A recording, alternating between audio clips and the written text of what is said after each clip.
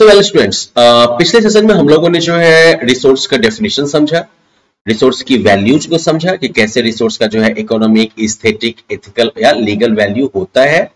अब जो है हम लोग क्लासिफिकेशन ऑफ रिसोर्सेज के बारे में बात करने वाले हैं।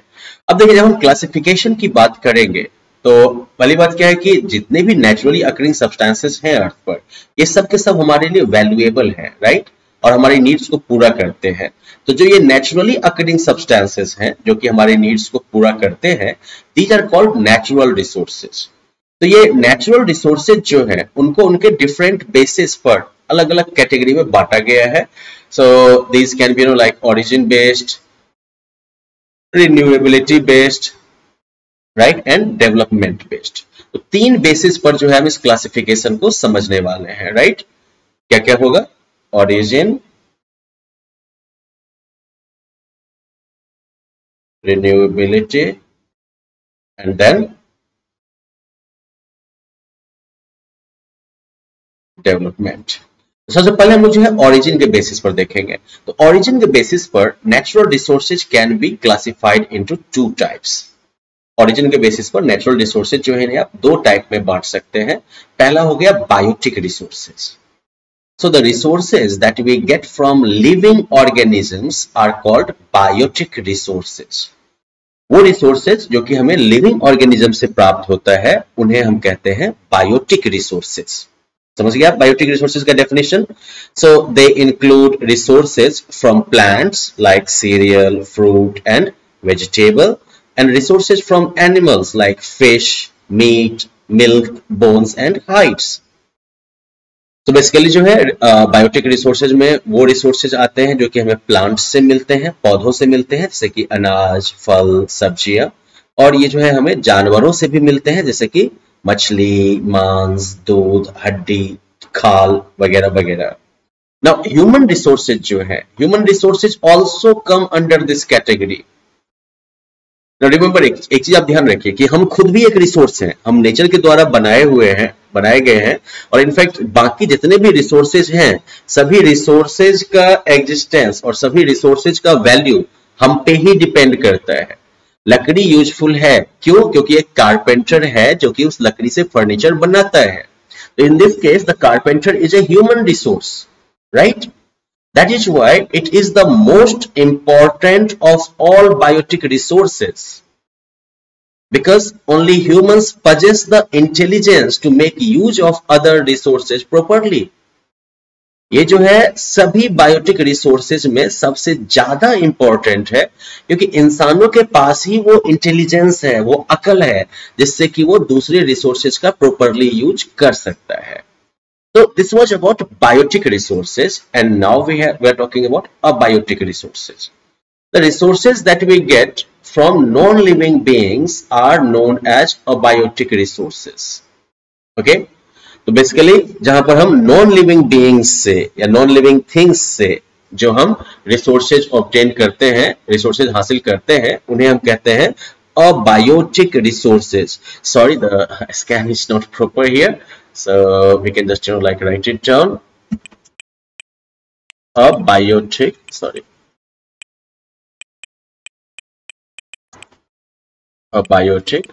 resources.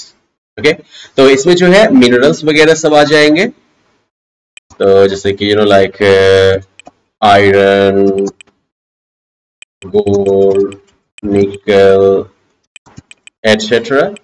ओके, इसके अलावा जो है जो फॉसिल फ्यूल्स वगैरह सब है उनको भी अब इसमें डाल देते हैं। तो like petroleum, natural gas etcetera. क्योंकि देखिए लाइक अभी I mean of course like petroleum या नेचुरल गैस जो है ये जो है डेड या डिकेइंग जो है प्लांट्स और एनिमल्स से ही फॉर्म हुए हैं, लेकिन ये बहुत पहले उनके मरने के बाद ये फॉर्म हुए थे, है ना। तो अभी तो फिलहाल किसी लिविंग थिंग से आपको ये रिसोर्स नहीं मिल रहा है ना, तो इसलिए जो है इन्हें भी जो है अबायोटिक रिसोर्सेज में डालते हैं।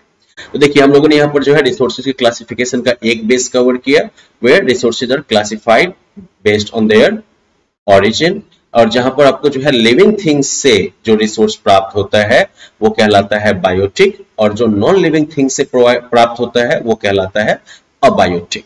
Right. Now the next basis of classification that is renewability, कि वो रिसोर्स जो है वो रिन्यू हो सकता है कि नहीं रिन्यू हो सकता है।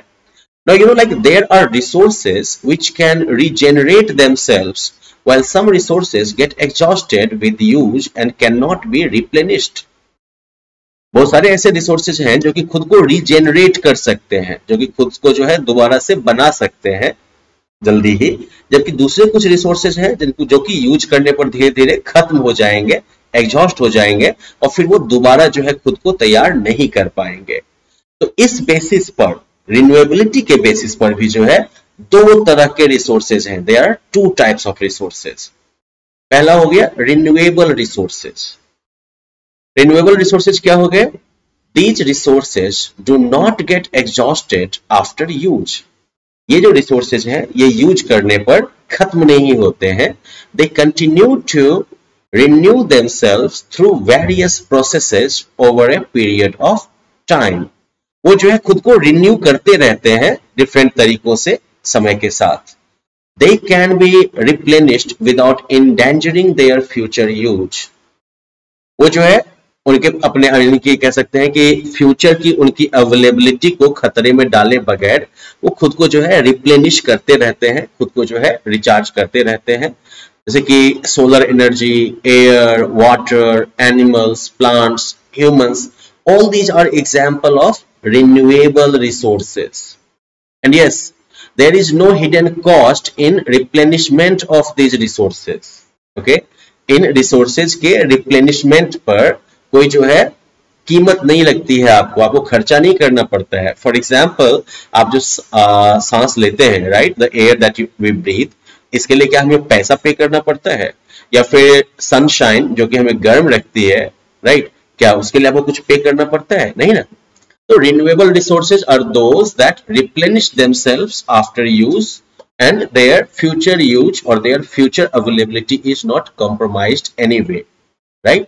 दूसरी जो कैटेगरी है that is of non renewable resources. Now these resources take a long time to form. ये जो रिसोर्सेज है इनको फॉर्म होने में बहुत लंबा टाइम लगता है। They are mostly used faster than they can be replenished and they get exhausted. Okay, इनको बनने में जितना कह सकते हैं कि जनरली जो है इनका यूज जितनी तेजी में होता है वो जो है उनके रिप्लेनिश होने के रेट से काफी ज्यादा होता है। और यही वजह है कि ये रिसोर्सेज जो है यूज के साथ खत्म हो जाते हैं, है ना। और and they do not gate replenished with in the life span of a human being. और वो जो है एक इंसान के लाइफ स्पैन में, एक इंसान के जीवन काल में तो कम से कम वो रिप्लेनिश नहीं हो सकते हैं। फॉर एग्जाम्पल कोल, तो जो गिरे पड़े पेड़ वगैरह होते हैं वो मिट्टी के नीचे दब के जो है कोल तो बनेंगे, but it will take millions of years. तो ऐसे में जो है हम इंसान जो है वो तो जितना कोयला खोद लेते हैं एक साल में, उसको बनने में कितना लग जाएगा? कई मिलियन ईयर्स लगेंगे। तब तक हम जिंदा रहेंगे क्या? और जब हमारे लाइफ स्पेन में वो नहीं रिन्यू हो पाया, नहीं रिप्लेनिश हो पाया, यानी कि वो हमारे यूज के लिए तो अवेलेबल नहीं हुआ ना दोबारा फिर से। That is why these are called non renewable resources, कि एक बार आप इसको यूज कर लिए तो मोटा मोटी आपने इसको खत्म कर दिया। तो like petroleum products, coal etcetera are non renewable resources. ये सब जो है नॉन रिन्यूएबल रिसोर्सेज है। once they are once they are exhausted, we will have to search for more. अगर एक बार एक कोयला का खदान आपने खत्म कर दिया तो अब दूसरा कोयला का खदान खोजिए, उस खदान में दोबारा कोयला जो है वो पैदा होने वाला नहीं है। and if we fail we will have no more of them. और अगर हमको कोयला का खदान मिलने में सफलता नहीं मिली, अगर हम कोई नया कोयले का खदान नहीं खोज पाए, तो फिर हमें कोयला नहीं मिलेगा। and we'll have to learn to live without them. और हमें जो है उन कोयले के बगैर जीना जो है वो सीखना पड़ेगा, है ना। तो इस तरीके से हमने क्या देखा कि रिन्यूएबिलिटी या रिप्लेनिशमेंट के बेसिस पर रिसोर्सेज के दो टाइप हुए, रिन्यूएबल, राइट। तो रिन्यूएबल में क्या हो जाएगा? They will replenish themselves, right. In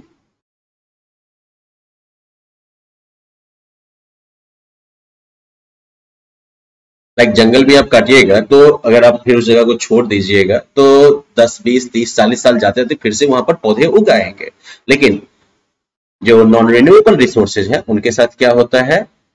they do not replenish in our lifetime, right. कोयला अगर आप खोद लेते हैं तो उसको रिप्लेनिश होने में तो करोड़ों साल लगेंगे। So this was another basis of classification. The third basis of classification is on the basis of development. तो अभी इस लेवल पर आपको जो है डेवलपमेंट के बेसिस पर सिर्फ दो कैटेगरीज के बारे में पढ़ना है। On the basis of their stage of development the resources can be classified into two categories. कौन कौन से हैं ये? So these are like what is it written here?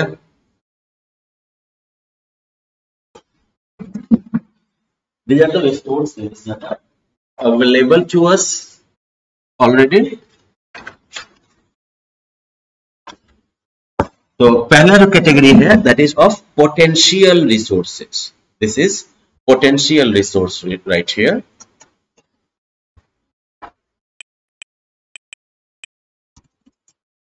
देखिए पोटेंशियल का मतलब ही हुआ जो कि जिसमें की क्षमता है। तो यानी कि ये ऐसे रिसोर्सेज हुए जिनके यूज होने की जो है क्षमता है, जो कि यूज किए जा सकते हैं, लेकिन ऑफ कोर्स अभी ये एक्चुअली यूज नहीं किए जा रहे हैं। तो तब क्या कहेंगे उसे हम? potential resources. Okay, so these resources are present around us but they are not tapped.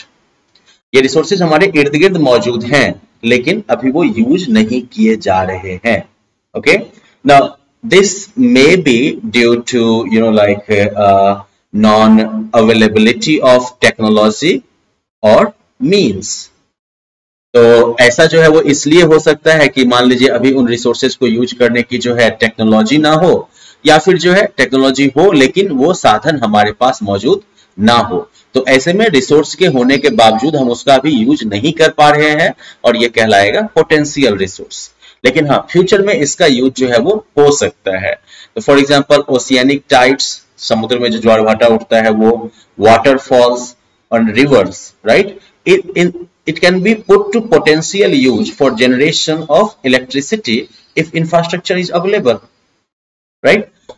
भविष्य में जो है ओशियानिक टाइड्स, वाटरफॉल्स या जो रिवर्स हैं हमारी कंट्री में, इन सबको जो है बिजली बनाने के काम में यूज किया जा सकता है अगर इंफ्रास्ट्रक्चर अवेलेबल रहा तो। अभी यूज नहीं हो रहा है लेकिन भविष्य में यूज हो सकता है, इसलिए ये क्या कहलाएगा? ये पोटेंशियल रिसोर्स कहलाएगा। दूसरी कैटेगरी क्या है? Actual resources. These are the resources that are being utilized by humans. ये ऐसे रिसोर्सेज हैं जो ऑलरेडी अभी यूज हो रहे हैं इंसानों के द्वारा। Their existence has been proved and their location, quantity and quality have been determined. ये मौजूद है, ये प्रूव हो चुका है। कहाँ मौजूद है, कितनी मात्रा में मौजूद है और उनकी क्वालिटी कैसी है, ये भी तय हो चुका है। So coal, petroleum, uranium etcetera come under this category. कोयला, पेट्रोलियम, यूरेनियम, ये सब इस कैटेगरी में आते हैं। These resources may not be fully exploited due to the limitations of the available technology. ये रिसोर्सेज जो है वो इनका पूरी तरह से यूज ना हो पा रहा हो अभी के टेक्नोलॉजिकल लिमिटेशन के कारण, लेकिन ये एक्चुअल रिसोर्सेज हैं। For example in India we have a large reserve of coal but it cannot be used economically as we do not have the proper technology. India में जो है कोयले का बहुत बड़ा भंडार है, बहुत ज्यादा भंडार है, लेकिन ये जो है अभी इकोनॉमिकली यूज नहीं हो सकता है क्योंकि हमारे पास प्रॉपर टेक्नोलॉजी नहीं है। यानी खोदने के लिए तो हम खोद सकते हैं लेकिन वो कोयला हमको बहुत महंगा पड़ेगा, वो हमारे लिए इकोनॉमिक जो है नहीं होगा। और हाँ, the part of the actual reserve that can be developed profitably with the available means and technology is called reserve resources. Actual resources का वो हिस्सा जिसको कि हम profitably, जो साधन हमारे पास है और टेक्नोलॉजी है उसके हेल्प से अगर हम profitably उसका डेवलपमेंट कर सकते हैं तब ये कहलाएगा reserve resource. So anyways, now we have talked about classification of resources on different basis. और आपने जो है यहाँ पर क्या देखा कि like origin के basis पर biotic and abiotic,